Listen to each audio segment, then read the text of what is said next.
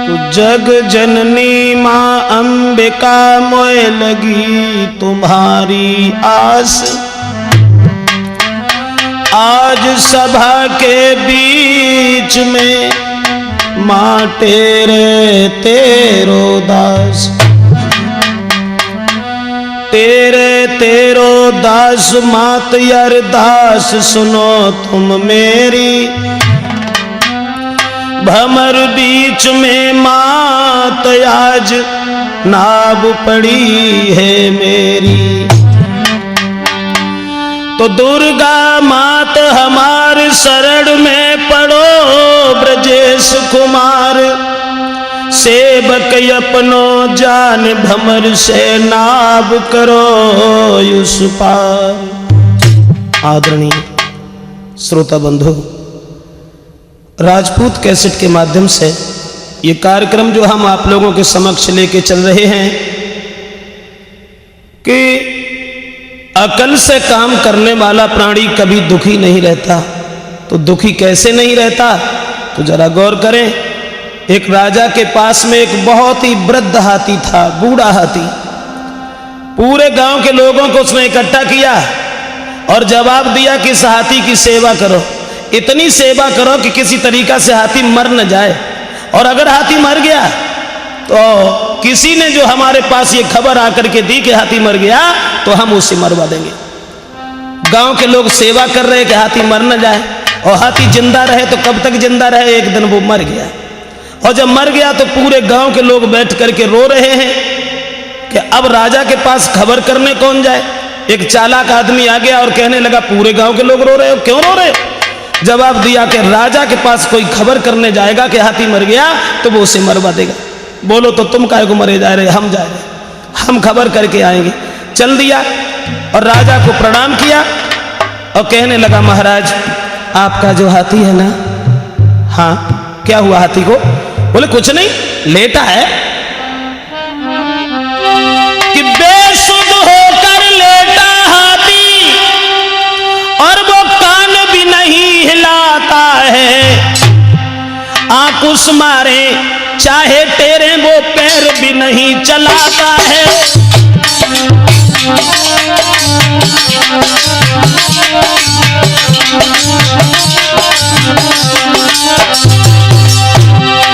चालाक आदमी कहने लगा, महाराज आपका हाथी लेटा है, चाहे मारे चाहे टेरे, लेकिन वो कान भी नहीं हिलाता।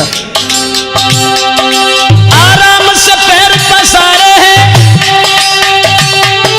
आराम से पैर पसारे हैं, एक समझदार वो हाथी है।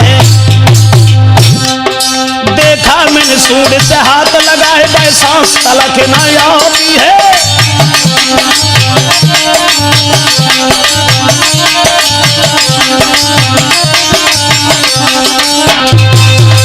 जवाब दिया, महाराज हाथी लेटा है, आराम से लेटा है, चाहे मारे चाहे टेरे, लेकिन वो कान भी नहीं हिलाता है।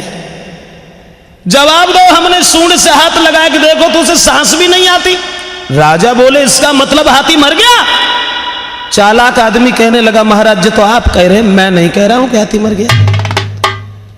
चला गया और पूरी बात जब कहेगा तो राजा के दिमाग में जाई कि आदमी बड़ो चालाक है। पूरी बात कहेगा और जिंदा चलोगो। बुलाया और जवाब दो, जाए बुलाओ, इसे हम कुछ इनाम देंगे, ये बहुत चालाक आदमी। और जैसे ही इनाम को ना सुनो तो दरोगा जी बुलाए के लिए गए। रास्ता में जब पकड़ लो, जब कहीं के राजा के पास चलो, चले। दरोगा जी समझ गए कि जाए कुछ इनाम मिले। तो दरोगा जी बोले, तुम्हें मालूम है क्या, यहाँ का नियम कुछ और है। कौन सा नियम है? तो दरोगा जी बोले, तो कहे दरोगा ये भाई, जो इनाम यहाँ से पाता है और आधा हिस्सा मेरा होता है, आदर से देकर जाता है।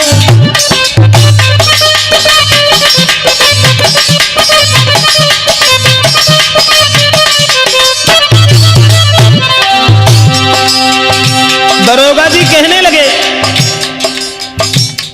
जो भी इनाम यहां से मिलता है तो आधा हिस्सा उसमें से मेरा होता है। आगे बढ़ के दीवान मिले, बोले चौथाई मेरा है। मंत्री बोले मेरा भी है, बच जाए वो सब तेरा है।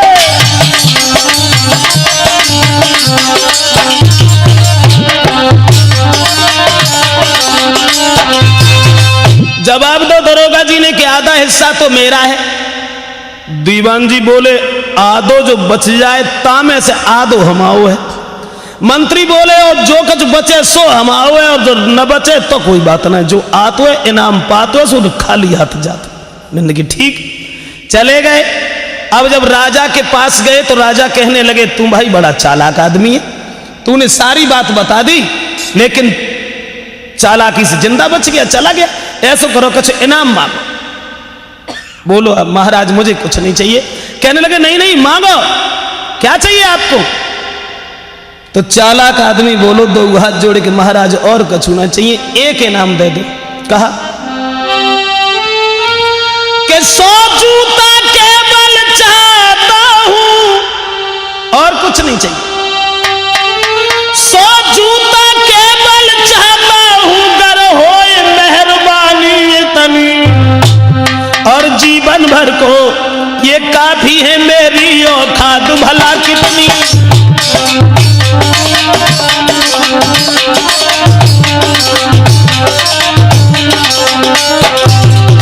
और कुछ नहीं चाहिए। चालाक आदमी बोलो केवल 100 जूता दे। राजा सोचने लगो जो है क्या? जवाब दिया महाराज हमारी भला औकात क्या है, 100 जूता हमें चाहिए। बस दया धामिए दया करो, दया धामिए दया करो, सेवा में करूं बताओ कितनी। नर नारी करें पढ़ाई को खुश होवेगी मेरी पत्नी।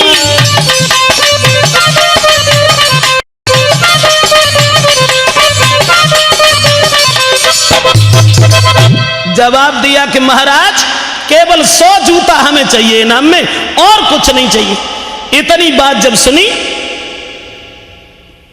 राजा बोले चलो कोई बात ना, ऐसो करो हो सकते जे जूता जाने कबू पहन ना पाए, गरीब आदमी है, इसे ले जाओ बाजार में और बढ़िया बढ़िया जाए खूब अच्छे कीमती जूता पहनाओ। बोलो सोना है 100 जूता हमारे मारो। राजा को क्रोध आ गया और जवाब दिया कि जे हम जाए इनाम दे रहे, जो जूता खाए वो चाह रहे हो, जवाब दो, जाओ लगाओ जाके 100 जूता।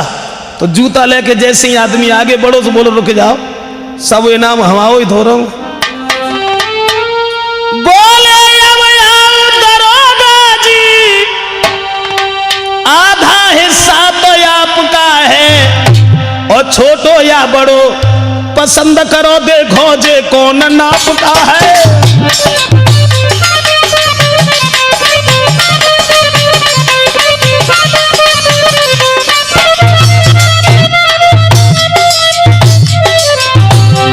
छोटो या बड़ो पसंद करो, देखो ये कौन नाप का है।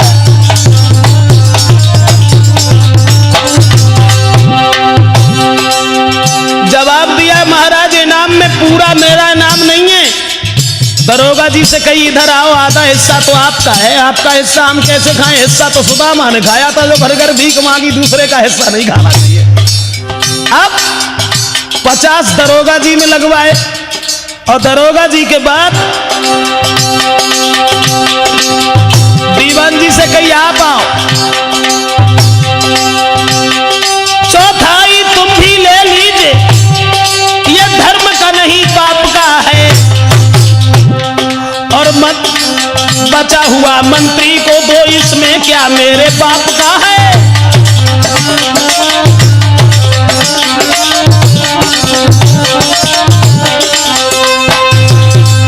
सबे पिटवाओ, जो कहीं 50 दरोगा जी को दो, 25 दीवान जी को दो, और जो बच गए 2500 मंत्री को दे दो, हमारे पापा को जम का है। सबे पिटवाए के और चल दिया। राजा सोचने लगो जू बड़ो चालाक आदमी, सब जूता लगवाए और चुपचाप चलो गो। राजा ने कही इसे दोबारा फिर बुलाओ, अब कोई और बड़ा इनाम इसे देंगे, हम अपनी तरफ से देंगे, मांग तो कुछ पाइए ना। दोबारा बुलवाओ, और जब दोबारा बुलवाओ जैसे ही रास्ता में दरोगा जी मिले तो मैंने पूछी धीरज से, कहो दरोगा जी कोई हिस्सा है? दरोगा जी नाराज हो गए, जवाब दिया जाए रहोगे इन बातें कर रहे हो बिना मतलब, पिटवाओ और हिस्सा बता रहा है। जैसी कचौर अंगेला बड़े दीवान जी मिले, जवाब दो, बोलो अब तुम आओ कितो हिस्सा है? कान लगो चुप्पा सीधो चलो जा, मुझे कुछ नहीं चाहिए तुझसे। जाए कि जब वहां पहुंचे हैं राजा के पास हिस्सा किसी ने नहीं मांगा, तो सबको पिटवा कर चल दीना। राजा ने सोचा चतुर बड़ा, और फिर से बुलवा कर गद्दी के नीचे उसको कर लिया खड़ा।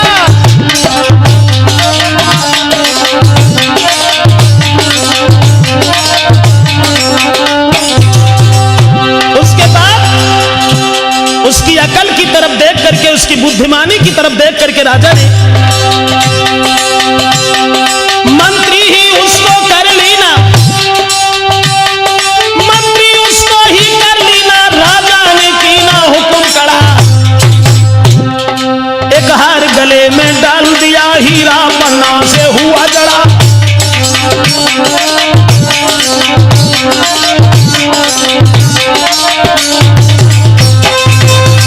आखिर अपने मंत्री को निकाल दिया और उस चालाक आदमी को ही अपना मंत्री बना लिया।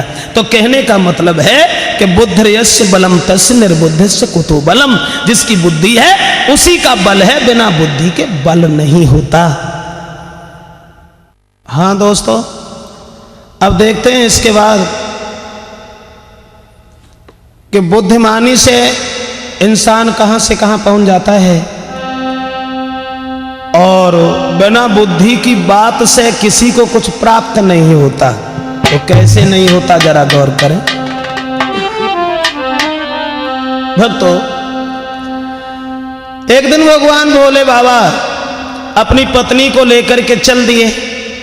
रास्ता में एक बुढ़ा और एक बुढ़िया और उसका एक लड़का, तीन मिले। तो पार्वती बोली, भोले बाबा ये बड़े दुखी हैं, चलो इनके पास चलते हैं और इन्हें कुछ वरदान दे दो।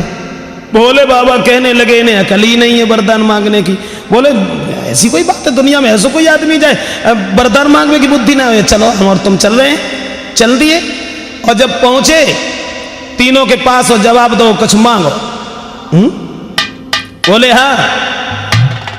बुढ़िया बोली तुम हो को जवाब दो, हम शंकर भगवान हैं। बुढ़िया बोली का शंकर भगवान है, ऐसे ही होता है?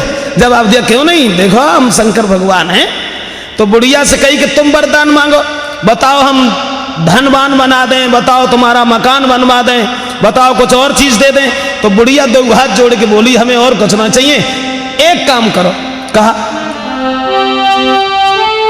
तो बुढ़िया बोली है शिव शंकर और मैं नाम सुनती आती हूं, और केवल चाहिए यौवन मुझको, मैं जवान होना चाहती हूं।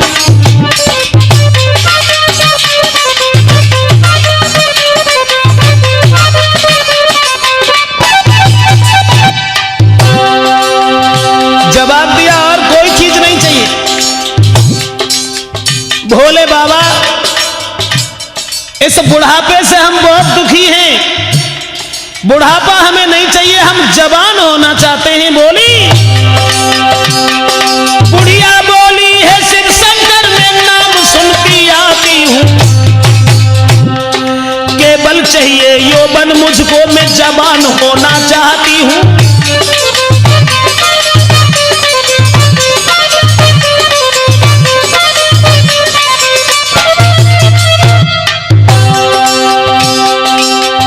और महाराज बस इतना ही मुझको दे दो। दो हाथ जोड़े और बुढ़िया बोली बस इतना ही मुझको दे दो, वरदान में यही पाती हूं। दुनिया के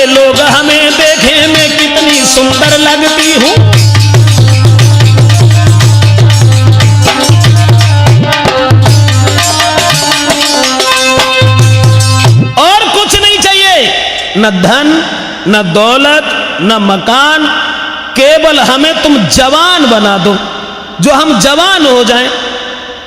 इतनी बात सुनी तो शंकर भगवान बोले ठीक है। तुरंत उस बुढ़िया को जवान कर दिया, और जवान जब भाई नई लड़की बन गई, और जब लड़की बन गई सब डुकरा देखते ही खंचरेगा और सोचने लगो जतो भगवान की दया से लड़की बन गई। अब बुढ़ा से कही तुम कुछ मांगो। बोले महाराज क्या हम मांगे?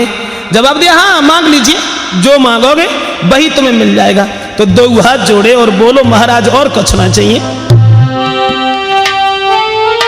बुढ़ा बोला है परमेश्वर,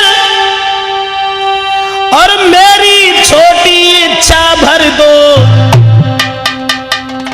और जितनी आफत देना चाहो वो ला करके मेरे सिर धर दो।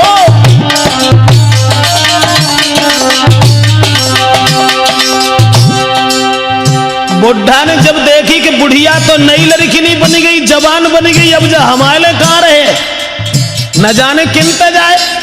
दो हाथ जोड़े और जवाब दो भोले बाबा और कुछ होना चाहिए हमें वरदान में। हे दीनन के हितकारी तुम, हे दीनन के हितकारी तुम, केवल मुझको इतना वर दो। कितना? मेरी नारी जो जवान भई इसको फौरन कुटिया कर दो।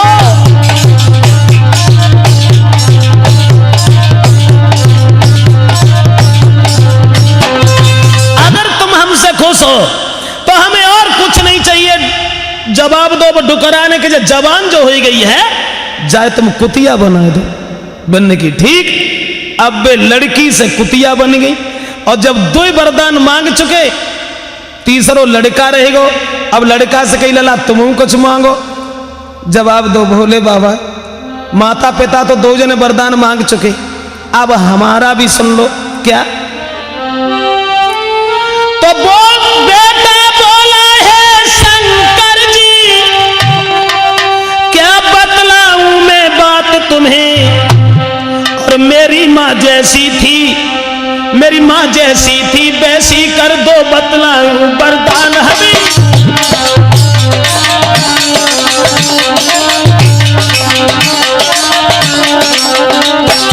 और कोई चीज नहीं चाहिए भोले बाबा।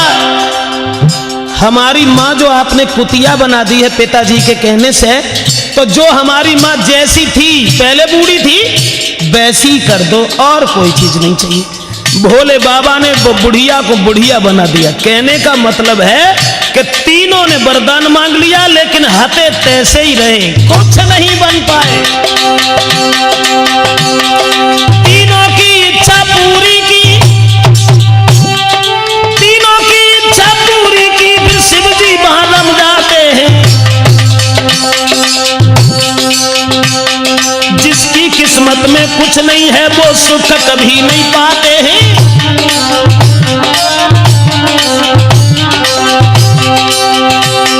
सबने मन मांगा मांग लिया,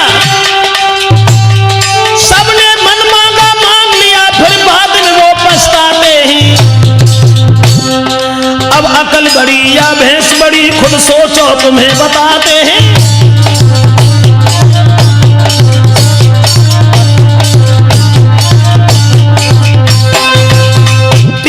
वरदान मांग लिया और तीनों की इच्छा पूरी करके शंकर भगवान चले गए और बोले पार्वती देख लिया तुमने, तब ही हमने तुमसे कहा था कि नहीं तो बुद्धि नहीं है। और तीनों ने वरदान मांगने के बाद कुछ नहीं पाया, हते तैसे ही रहे। तो कहने का मतलब है कि हमेशा प्राणी को सोच समझ करके और बुद्धि से बात करनी चाहिए। अब देखते हैं इससे आगे कि बुद्धि से आगे कोई चीज नहीं होती। एक लड़का के दिमाग में आई कि महात्मा के बड़े आनंद हैं, अब हम तो महात्मा बनेंगे। और महात्मा के ऐसे आनंद है, न खेत भरवे की चिंता है, न लाई करवे की चिंता है, न भैंसने की चिंता है, न बदन की चिंता है, कोई चिंता नहीं, अब हम महात्मा बनेंगे। तो एक महात्मा जी के पास गए और जवाब दिया कि बाबा जी मैं तुम्हारे चेला बनने के लिए आए हैं। कहने लगे ठीक है रहो। आश्रम पर रख लिया। शिव तेरस को जब दिन आओ तो बाबा जी ने कही कि लला एक काम करो। कहा कि चेला जाओ बाजार और लाओ प्रसाद हरि को के चेला जाओ बाजार लाओ प्रसाद हरि को।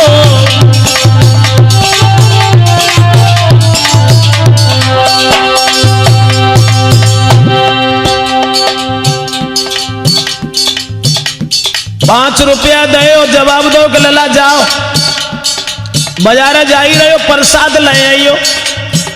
चल दे हलवाई के पास पहुंच गए।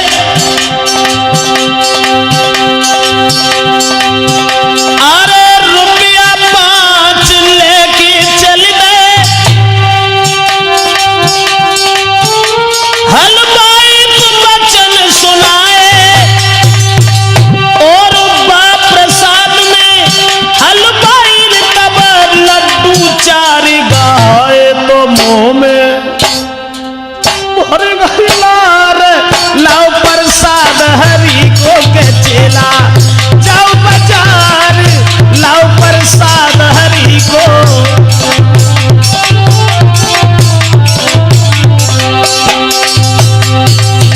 अब हलवाई के पास जब खड़े भये हलवाई ने 5 रुपया में 4 लड्डू दे और जब लड्डू देखे तब मुंह में पानी भर और सोचने लगे लड़ुआ हमें मिलते खाए को लेकिन गुरुजी नाराज हो जाएंगे अब जे हम खाएं कैसे।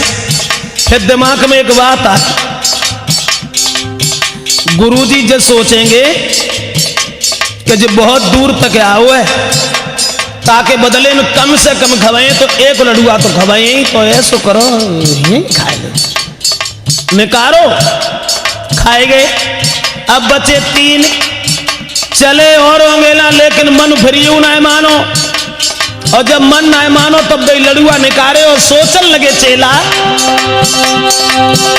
अरे बांटेंगे प्रसाद गुरुजी और चाहिए सबके द्वारे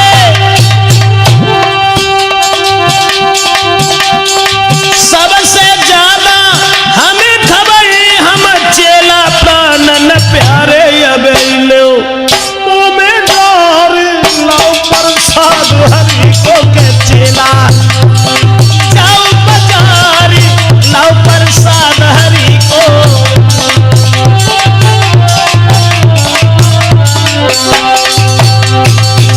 चेला सोचन लगे गुरुजी जब सबे प्रसाद बांटेंगे तो सबे थोड़ो थोड़ो दिए हमें ज्यादा दिए हम उनके चेला हैं और कितो कम दिए तो एक लड़ुआ तो दिए तो जैसे हिन खाओ तैसे हुन खाओ निकारो बहु खाए गए।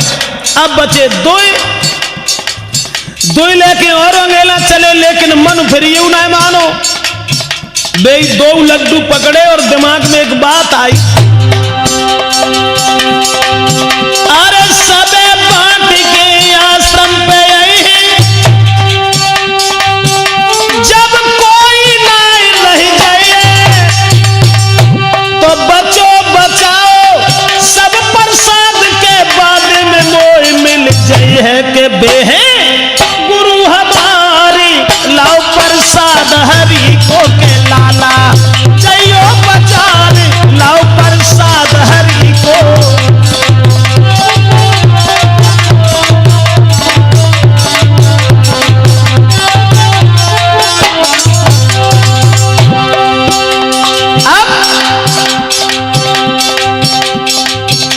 जब बचे तब मन में जब बात आई गुरुजी जब सबे प्रसाद बांट के घरे आए हैं तो बचो बचाओ सब हमें मिल जाए क्योंकि हम उनके चेला हैं और कितों कम मिले तो एक तो मिले ही था से शुक्र खाए लो बहु खाए गए।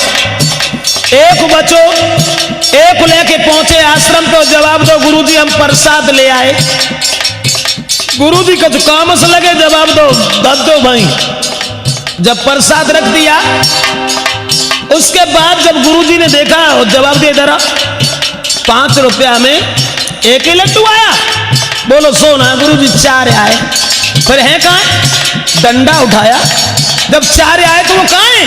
जवाब दो गुरुजी हमारी बात सुनो, हम पिटवे के लिए महात्मा ना भय, हम तो केवल जा के लिए महात्मा भय कि सीताराम बोलो मनो तो डोलो चैन के भैंस बदिया खोलो को कहते हैं। लेकिन गुरुजी देखो हम जा से महात्मा ना भय कि तुम हमें मारो। जब हम गए तो चार आए तो हमने जो सोची गुरुजी सबसे कम मिले वो हमें तो एक लड़ुआ खवाए, क्योंकि हम खून से भोगाओं से भज के और हिल तक आए। तुरंत ही बिन ने सोची और हमने विचार बनाओ खाओ और चले आए। तो ठीक है, फिर बचे तीन। तब हमने जब सोची गुरुजी जब सब प्रसाद बांटेंगे सब कम दी, हमें ज्यादा दी क्योंकि हम उनके चेलाए और कितो कम दी तो एक तो खवाई था से बहु खाए लो कि फिर कचौर आगे चले। फिर जब सोची जब कोई ना रह जाए तब पूरा प्रसाद बचो बचाओ हमें मिल जाए, तासे हमने तुरंत निकालो बहु खाएंगे। सोई गुरुजी ने डंडा उठाओ, जवाब दो तूने भगवान का प्रसाद खाया कैसे? मैं पूछ रहा हूं भगवान का प्रसाद कैसे खाया? कान लो गुरुजी नहीं करो सबू लड़ुआ धरो रहा है, बहु उठा के मुंह में डाल लो, देखो हमने ऐसे खाया।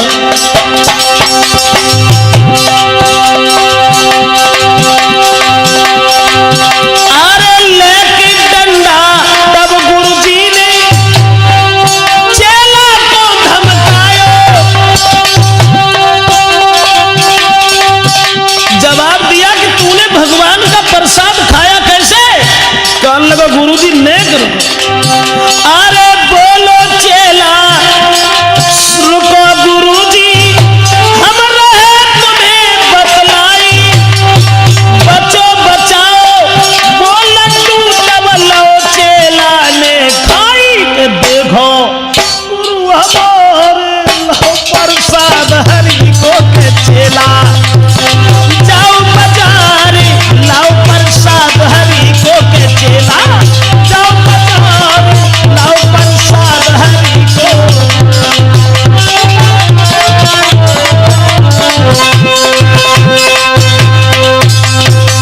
कहने का मतलब है दोस्तों, तुरंत ही गुरुजी ने उस चेला को घर से उस आश्रम से निकाल दिया। अब देखते हैं इससे आगे। दो भाइयों का जिक्र सुनो बेईमानी का अंजाम सरे, और बड़ा मुकदमी करता था छोटो भैया घर का मुखरे।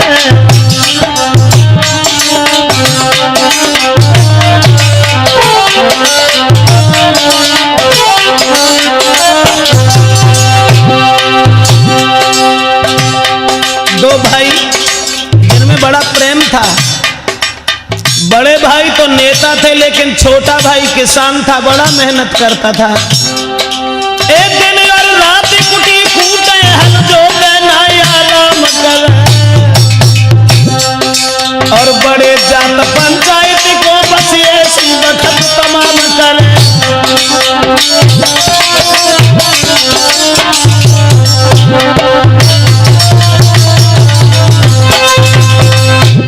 बड़े भाई तो नेता थे लेकिन छोटा किसान था। छोटे की शादी तो हो गई लेकिन गौना नहीं हुआ। एकदम बड़े भैया ने सोची कि चलो इसका गौना करवा देते हैं। तो छोटे भाई के जब गौना करवाया तो वो औरत घर में आई तो उसने क्या देखा कि जेठ तो सारे दिन कोई काम ही नहीं करते हैं और हमारे पति जो हैं वो काम करते करते दुखी हैं। अब क्या करें? अब जो सोचने लगी अगर अभय का चुकाते तो तमाम गांव की औरतें जो कहें कि जब गोनो है कि कल ले आओ, जब गोने में ही उठ चलाने लगी। लेकिन अब कहा करें, खामोश रहे तो कौले रहे। दो चार दिन नाए बोली।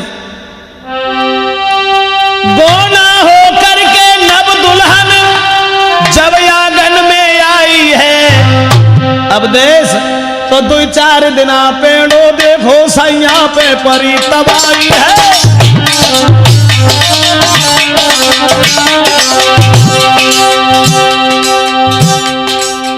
दो चार दिन ना बोली। जेठ आज ना काम करें, कल ना करें, परों करें, लेकिन जेठ काम के आने ना है।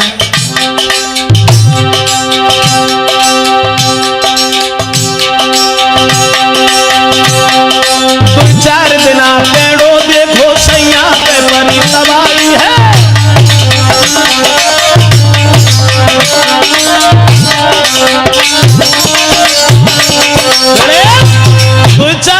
बोली कि जेठ आज ना काम करें, कल ना करें, 4 दिन बाद करें, 15 दिन बाद करें। लेकिन वो काऊ तरीका से जब काम के आड़े ना आए, सोचने लगी काऊ तरीका से हमारे पति अगर हमें मिल जाते तो इन्हें हम समझा देते, लेकिन वो नहीं मिले। एक दिन जैसी रोटी खाए के निकरो, सोई तुरंत बन पकड़ लो, जवाब दो हमारी बात। कहा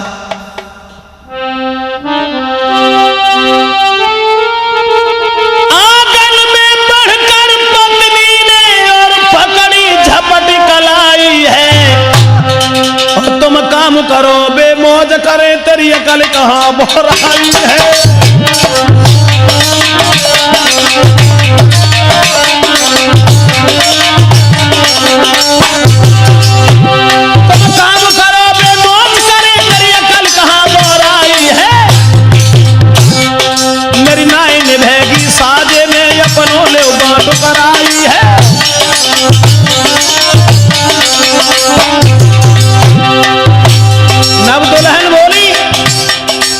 सारे दिन तुम काम करते रहते हो, ऐसो करो तुम अलग हो जाओ। इतनी बात जब सुनी तो भज दो जवान, एकदम छोटे में भाग जाओ, नेता ढिल पहुंचो जाई है। मेरो आदो बात कराए दो, आदो भगुलते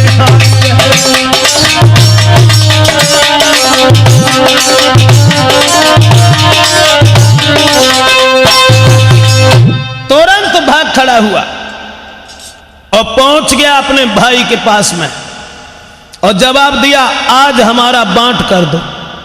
नेताजी बोले 4 ही दिन भय गोनो भय और तू भन्ना लगो। जवाब दिया, वो बात नहीं है, हमारा बांट कर दो। नेताजी बोले, तो क्या तू हमारी बात नहीं मानेगा? बोले बिल्कुल नहीं, पैदा हुए जिस पेट से वो बिल्कुल छूट जाए, भाई और बाप में कुल नाता टूट जाए। हम तो औरत के गुलाम हैं, बिल्कुल नहीं। मलाल परवाह एक यही है क्योंकि रानी ने रूठ जाए। बोले ठीक है। तो नेताजी बोले, देख एक बात सुन ले कान खोल के, जो हम तुझे देंगे तुझे वही लेना पड़ेगा, और ऊधमबाजी अगर की तो तुझे और तेरी पत्नी को दोनों को घर से निकाल देंगे। कहा ठीक है। तो बड़े भाई पढ़े लिखे थे, छोटा किसान था, बिना पढ़ा लिखा था, तो बेईमानी का बांट कर बैठे और बोले कि जो 12 बीघा ईख खड़ी, बाकी फुलंग रही तेरी भाई, और जो 16 बीघा गेहूं है ताकि बाल रही मेरी भाई।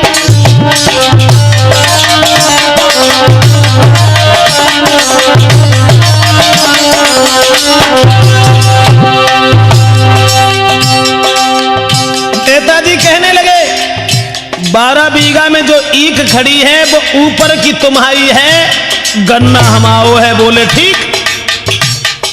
और जो गेहूं है बाकी बाल हमारी है, भूसा तुम्हाओ है। बोले ठीक है।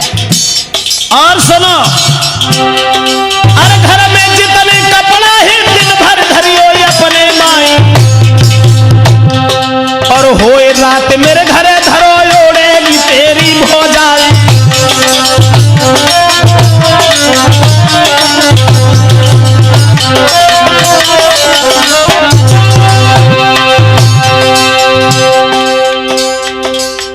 दिन में कपड़ा तुम्हारे हैं, संजा को हमारे हैं।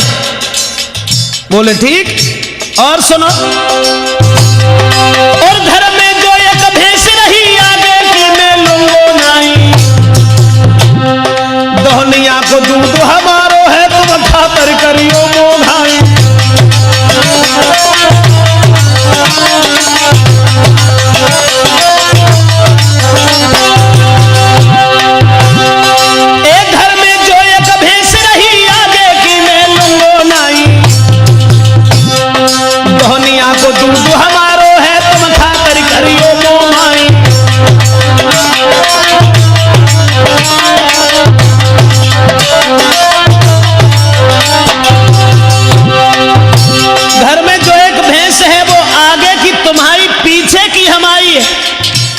चारों तुम डारो, दोहनिया से दूध हम ले जाएं, और जो इतनी बात सुनी तो छोटो भज दो।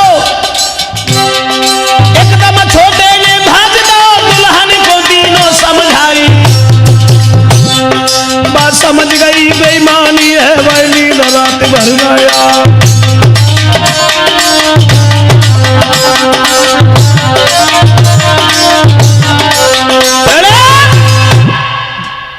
चले और सब हाल उन्होंने अपनी पत्नी को बता दिया।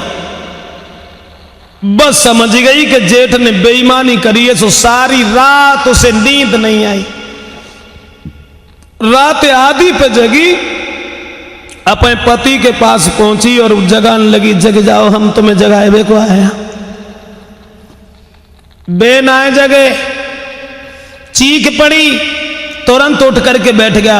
कहने लगा कहो क्यों जगा दिया? जवाब दिया कि जेठ ने बंटवारो ना करो, बेईमानी करी। सो कछ नींद में और रहा है, बोलो पर जाए भैया को बांट और कन्यादान एक ही दान हो तो रोज पाए हो तो। जवाब दो महाराज हमारी बात सुनो।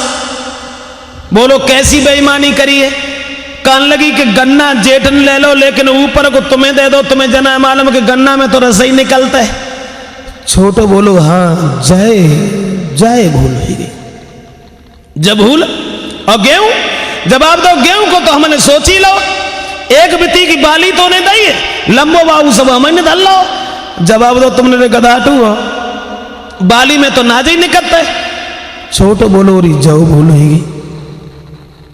जब भूल और भैंस, भैंस आगे की तुमने ले ली, पीछे की जेठ ने ले ली, चारों तुम डारो, संजा को जिठानी है सो दूध तो ले जाए। बोलो जतो हमने सोची ना, सोची ना फिर तुमने आगे की लई क्यों? जवाब दो हम तो ता से लई आगे की कल परो रक्षाबंधन आए वे बाए सनीनो आनवाए तो घंटोरियां बांधेंगे, अंगेला सींगन से रखियां बांधेंगे तो भैंस कितनी सुंदर लगेगी। बोली बिल्कुल पागल हो, अब जाओ दोबारा बांट करवाओ। कहने लगी अब दोबारा बांट करवाने के बाद तब फिर आओ हमारे पास। बोले ऐसा तो ना हो पे, क्यों? जवाब दो वो हमसे ये कह रहे थे कि अगर ऊदमबाजी की तो तुझे और तेरी लुगाई को घर से निकाल देंगे। तो वो चतुर औरत बोली अगर तुम दोबारा बांट करवा न जाओ तो हमारी एक बात सुन लो। कहा? बोली कि कर चार मेहनती का काट लो गेहूं की जड़ कटवाना और कपड़ा भी दिन में तुम्हारे संजा को भेजे के दसियाना। जवाब दो उखारी ऊपर की तुम्हारी है, अब ऐसे काटन लगो, गेहूं की जड़ तुम्हारी है, अब ऐसे कपटन लगो, देखे उनको खलियान कहां से लग जाए। और महाराज मारो लठिया तुम मोह तोड़ो भैंस की खातिर कर आना। जब हमारी जेठानी दूध दुहने के लिए आए, मोह है कि भैंस तुम्हारी है तो तुम लाठी दो, मोह में जो दूध दही फटा सब लेती चली जाए। मारो लठिया तुम मोह तोड़ो भैंस की खातिर कर आना। सोई भाव काम कर रही तो फिर गेहूं पे नंबर आना। सवेरो भाव जय हो लगो, चार आदमी उखारी में करते जो कहीं ऊपर से काटो, आठ गेहूं में लगा दिए, कहा जड़ काटो जड़। नेताजी बोले क्यों रे कच्चे गेहूं कटवा रहे हैं? बोलो भैया हम तुम्हारे हिस्सा से नेकू धक्का ना लगाए रहे, भज दो। और ये भौजाई जैसी भैंस के पेट के नीचे दुहबे के लिए बैठी हैं, कपड़ा भिजा गए पानी मिले लठा भैंस पे यारानो। जब भाव जड़ा को लठिया को भौजी को करे वो धरानो।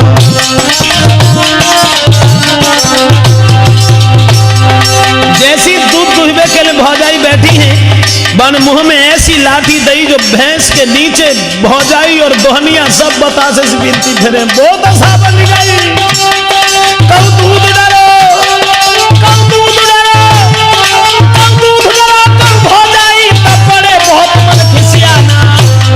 दो बड़ो समुद्र कोई चतुर लगो फिर बात दोबारा करवाना।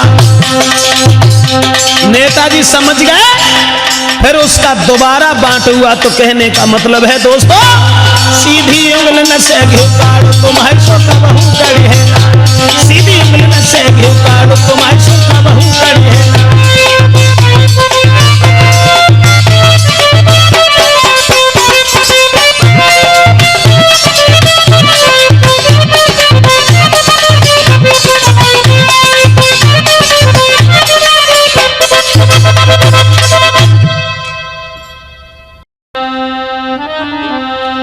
अरे छोटा सा एक गांव जिसमें बसते थे किसान लोग, बिना पढ़े लिखे और विद्याहीन सारे थे। खेती का काम ही करते थे सारे लोग, पशु बेचारे इन्हें प्राणों से भी प्यारे थे।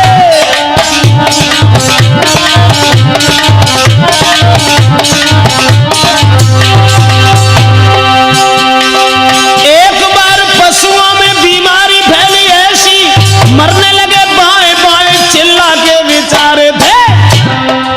दौड़े दौड़े सभी अरे वैद्य जी के पास गए, सुन करके बहन ऐसे वैद्य ने उचारे थे।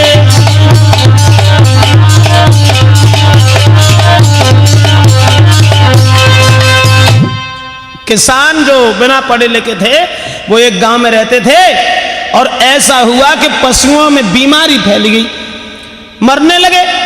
चिल्ला चिल्ला करके जब मरने लगे, सब डॉक्टर के पास गए और कहने लगे कि हमारे पशु चिल्लाते और मर जाते। तो डॉक्टर बोले इंजेक्शन लगवा। बोले सो ना है, बिना पैसा कोई इलाज हमें बताओ, अगर हो तुम्हारे यहाँ तो। बोलने की बिना पैसा कोई इलाज ये है कि ऐसो करो, उन्हें 3 जगह दाग दो, कछुला गरम करके पीछे पीठ पे और गलपटन पे। तो कुछ बीमारी ऐसी होती है जो दागे में चली जाती, जवाब दो कि उन्हें दाग दो सही हो जाए। सब लौट के चल रहे किसान और सोचता है रे भैया जे इलाज बहुत बढ़िया मिलो, हमें का मालूम आती 5 साल। एक बोलो हमारे बाप मर गए तो हम काहे को मरना देते, उन्हें दाग देते। बोलो हाँ बात तो सही है। और अब वे पशुओं को जब दागन लगे, पशु ठीक होने लगे। लेकिन एक मुश्किल हट गई कि एक दिन जो ब्राह्मण थे, वो ब्राह्मण आकर के कुआं पे उन्हें स्नान करो, स्नान करने के बाद में भजन करने के लिए बैठ गए और ऊंचे सुर में खूब मंत्र पढ़ने लगे। जब मंत्र पढ़ने लगे, लेकिन भाई एक भाई, अरे छोटे छोटे बालक खेले उम्र है जिनकी बारी,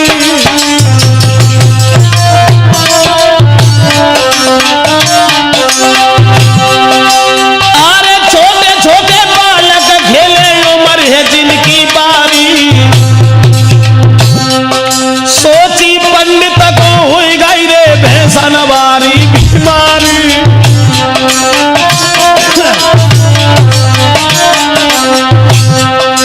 अब हुई गई रे, अरे हुई गई रे, अब मुश्किल अटकी भारी। पंडित जी को छोटे छोटे बच्चन ने जब देखो, सोचन लगे हमें लगते इन्हें बय बीमारी है जो भैंसन को हटी सो। सब लौट के भागे।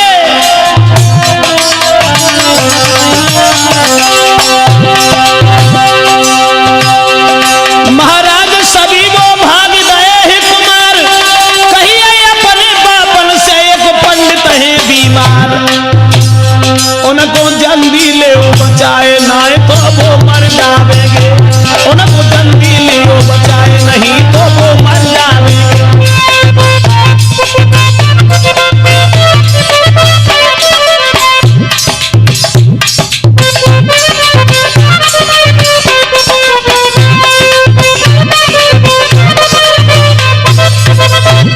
जिस समय पंडित जी ऊंचे सुर में मंत्र पढ़ने लगे, और जब मंत्र पढ़ने लगे तो छोटे छोटे बच्चा जो खेल रहे थे उनने जब देखी, सोचने लगे कायरे हमें जो लगते जैसे वो भैंसा चिल्ला के मरे होते ऐसे ये पंडित मन नवाए हैं, ऐसो करो का परदेसी को सफाया न हो जाए, अपने बाप से कही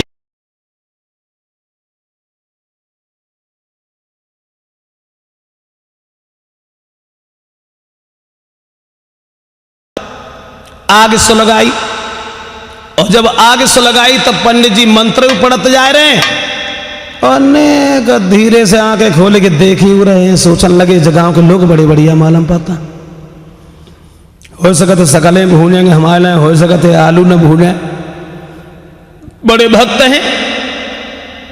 ये बिन्ने खूब आग सुलगाए के, और जब कछुला खूब गर्म हुए, एक बोलो पकड़ो पंडित जी को, दूसरो बोलो भैया जब भैंसा को दागो हतो तब ने गोड़ फड़फड़ाए थे, कहूँ ऐसो हो कहूँ जेऊ न गोड़ फड़फड़ा ऐसो करो रस्सी ले आओ। रस्सी मंगवाई और रस्सी मंगवाए कि पंडित जी को पकड़ लो और पकड़ के बांधन लगे। पंडित जी बोले मूर्खों क्या कर रहे हो? जवाब दो, हम तुम्हारा इलाज कर रहे हैं। इलाज? हम का बीमार हैं? अरे हम वेद पाठ कर रहे हैं। मूर्ख कहने लगे वेद पाठ करे वही से तो इन मत जाता है, तुम्हें ना मालूम। कल परो हमारे एक बद्ध ने वेद पाठ करो वो मरेगा, बकरा ने वेद पाठ करो वो चलोगो, भैंसा ने वेद पाठ करो 3 दिन लो चिल्ला रहो वो मरेगा, तुम अब्याल मरे जातो। तुम कहे मूर्ख है पंडित जी हम जाने अबे बचावे,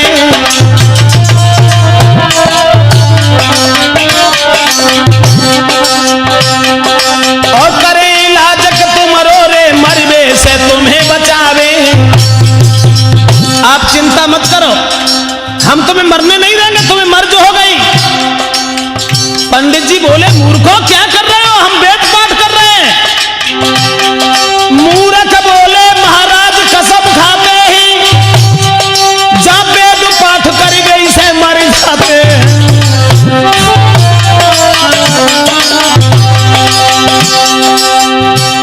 मूर्ख कहने लगे पंडित जी तुम्हें नहीं मालूम जहां वेद पाठ करने से आदमी मर जाते। अब पंडित जी जो थे वो बहुत घबरा गए, लेकिन मूर्खन के सामने पेश नहीं गई। अर्पाकारी की पंडित जी को उन मूर्खन ने बांधी दो और लेके तब कंछुलाए और पीठी पे फिर बांधी दो।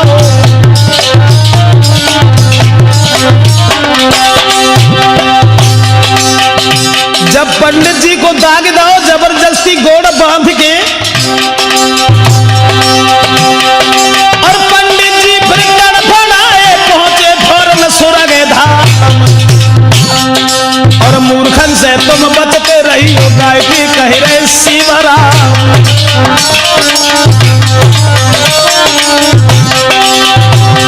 और पंडित जी फिर गड़बड़ाए पहुंचे फौरन सुरग धाम, और मूर्खन से तुम बचते रही हो तेरे कह रहे शिवराम।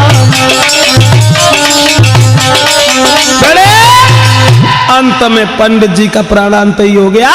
तो कहने का मतलब है दोस्तों कि मूर्खों से सदैव बच कर के रहना चाहिए। मूर्खों को उपदेश देना ये अपनी मूर्खता होती है। अब देखते हैं इससे आगे।